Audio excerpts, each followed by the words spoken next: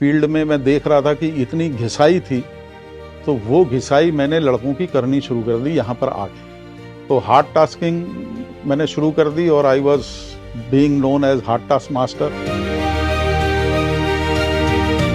और कोशिश ये करते थे कि बच्चे जो हैं हमारे आसमान पे चमके। उसके लिए आप खुद समझ सकते हैं कि रॉकेट को अगर ऊपर पहुंचाना है तो अगर उसके अंदर बारूद है तो आग कहाँ लगानी पड़ती है।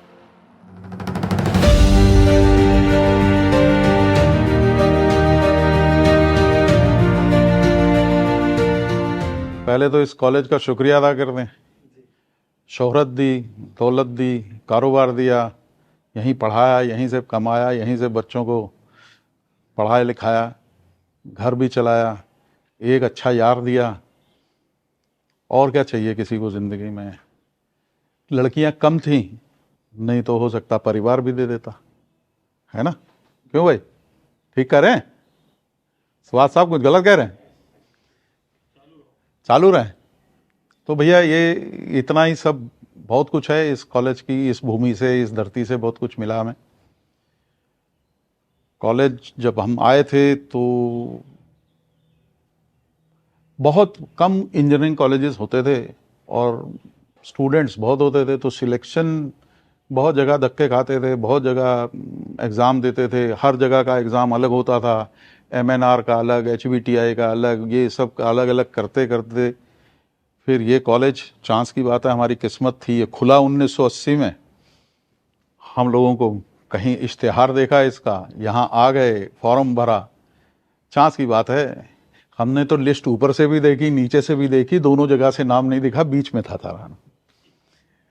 तो उतरते ही सीढ़ियों से रैगिंग शुरू हो गई। हम तो ये मान के चल रहे थे कि हमारा कहीं नाम नहीं है, तो रैगिंग करने वाले यहाँ पर लास्ट ईयर डिप्लोमा के लड़के थे। तो उन्होंने देखा कि ये सेठ जैसा कोई लड़का है, ऊंचा सा, इसकी यार कहानी करने में ज़्यादा मज़ा आएगा।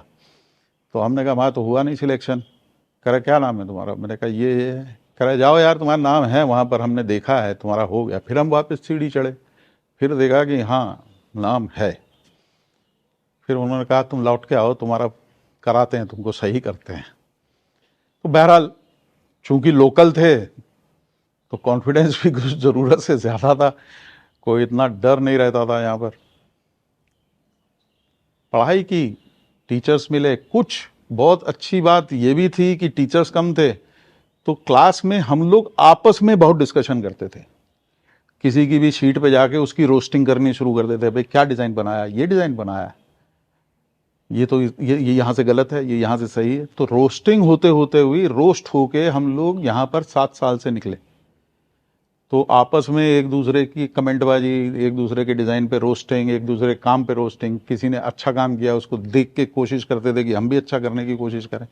बहरहाल एक दूसरे से बहुत सीखे, फैकल्टी से भी सीखे। एक इंसिडेंस मुझे याद आ रहा है कि फैकल्टी हमें मॉडल मेकिंग सिखा रही थी। हमारे मुगल सर थे, प्रोफेसर मुगल सिंह। तो वो हमें स्केल रख के गत्ता काटना सिखा रहे थे, ब्लेड यहाँ से चलाना सिखा रहे थे कि यहाँ प्रेशर दो और ऐसे दो और देखो कि तुम्हारा हाथ ना कट जाए। और ऑपरेशन टेबल वाला ब्लेड होता था उस टाइम में, ओटी में जो ब्लेड यूज़ होते, और पता चला कि उनका अंगूठा साथ में निकल गया और पूरे गत्ते के ऊपर खून खून खून हो गया। तो वो इंसिडेंस हमें आज भी याद है कि वो खुद डिमॉन्स्ट्रेट करके हम लोगों को सिखाते थे कि डेमो करने के बाद हैंड्स ऑन आपको ऐसे करना है। उसमें उनको भी तकलीफ़ें होती रहीं। बहरहाल सीखते रहे, सिखाते रहे। और एक दिन जैसा सर ने बताया कि एफिलिएशन की यहाँ प्रॉब्लम थी, हमारे बैच को डिग्री तो अवार्ड होगी लेकिन काउंसिल से रजिस्ट्रेशन में प्रॉब्लम थी।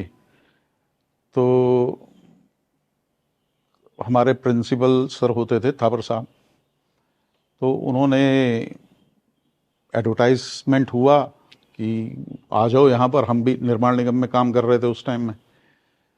तो उन्होंने सिर्फ ये कहा कि यार 1-2 साल के लिए आ जाओ, 1-2 साल के लिए अगर आ जाओगे तो एक बारी फैकल्टी होनी चाहिए, तभी वो रजिस्ट्रेशन देंगे।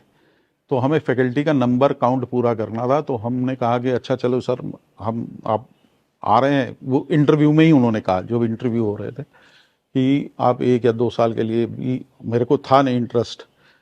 क्योंकि उस टाइम में ऐसा सोचा जाता था टीचिंग में वो लोग आएंगे जो कहीं कुछ नहीं कर पाएंगे। तो हम तो अच्छी खासी प्रैक्टिस ऑफिस शुरू कर दिया था।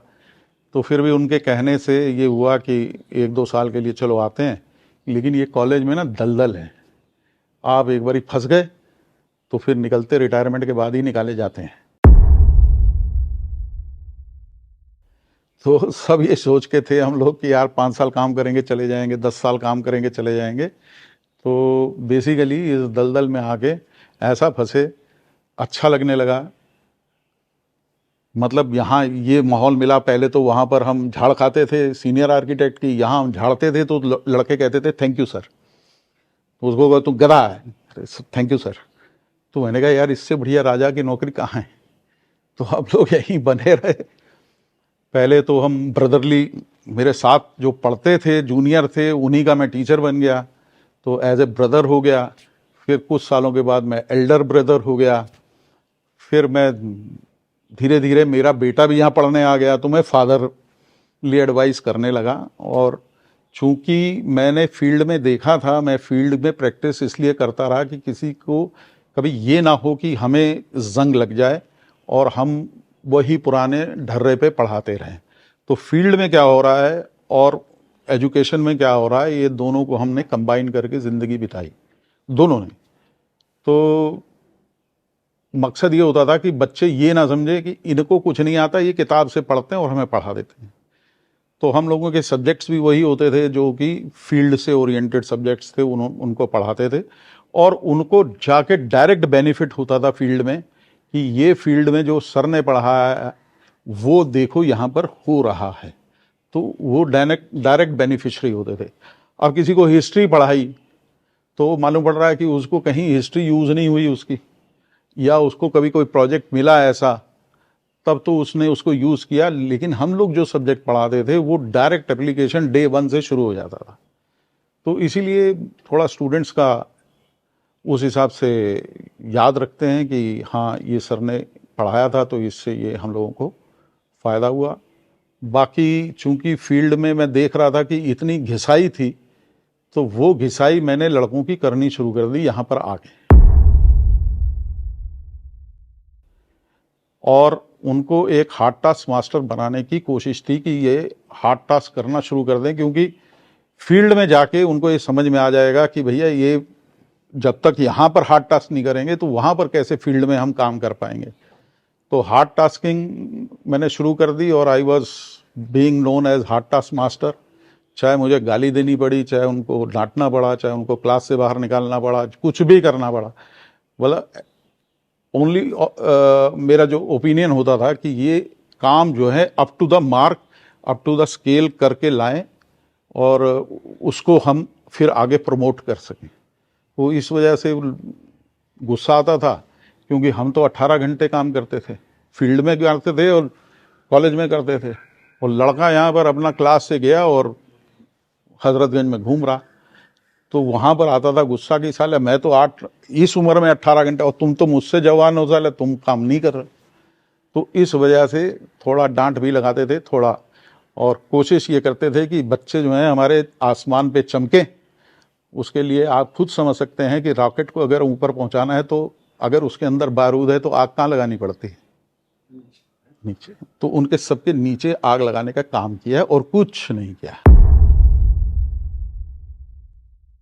लाइफ की फाउंडेशन ही बनाई जाती थी फर्स्ट सेकंड ईयर में। हम लोगों की भी अच्छी रगड़ घिसाई हुई थी, हम लोग भी संडे अंडे को आके काम करते थे इफ आई रिमेंबर, और हमारी भी फाउंडेशन काफ़ी मजबूत बना दी गई थी। फाउंडेशन नहीं है तो यार स्टेबल बिल्डिंग कैसे बनेगी? बिल्डिंग का तो पहला फंक्शन ही यही है कि स्टेबल हो और सेफ हो। अगर वो आप कोई भी बिल्डिंग बनाओ जो साले ढांचा गिर जाए और आपको लेके स्वाहा हो जाए तो उसका कोई फ़ायदा नहीं ना। तो foundation has to be very strong.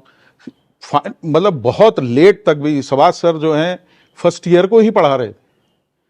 अपनी रिटायरमेंट से पहले भी फर्स्ट ईयर सेकेंड ईयर ये सीनियर टीचर्स को हम लोग फाउंडेशन बिल्ड करने के लिए ही स्टूडेंट्स को एंगेज करवाते थे।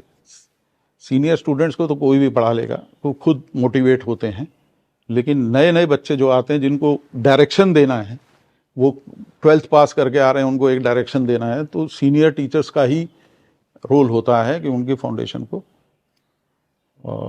बिल्ड करें। तो I lived both life, I lived my another life with my son in this college, तो बड़ा मज़ा आया। तो 2 जिंदगियां मैं यहाँ जी चुका हूँ। पुराना या हिस्टोरिकल पार्ट को आप समझो, जो हमारी लीगेसी चलती आ रही है, और आपको बिल्ड करना है फ्यूचर के लिए। तो वर्तमान में आप फ्यूचर को सोचते हुए, भाई अगर आप ये नहीं सोचोगे हर घर के पास 4 गाड़ियां होंगी, तो आप आज डिजाइन कर रहे हो, उसके पास 4 गाड़ियां अगर 20 साल के बाद या 15 साल के बाद हो जाती हैं कि हर बंदा अपनी गाड़ी में घूम रहा है, तो आप उसको पार्किंग की जगह नहीं दे सकते। इसी तरह और भी चीजें जैसे हम बनाते हैं, बेडरूम, किचन, ये वो सब चीजें आपको बिल्ड करना है फ्यूचर के लिए। हिस्ट्री से लेसन लेना है, फ्यूचर को सोचना है या देखना है, और प्रेजेंट में बिल्ड करना है। This is the whole thing.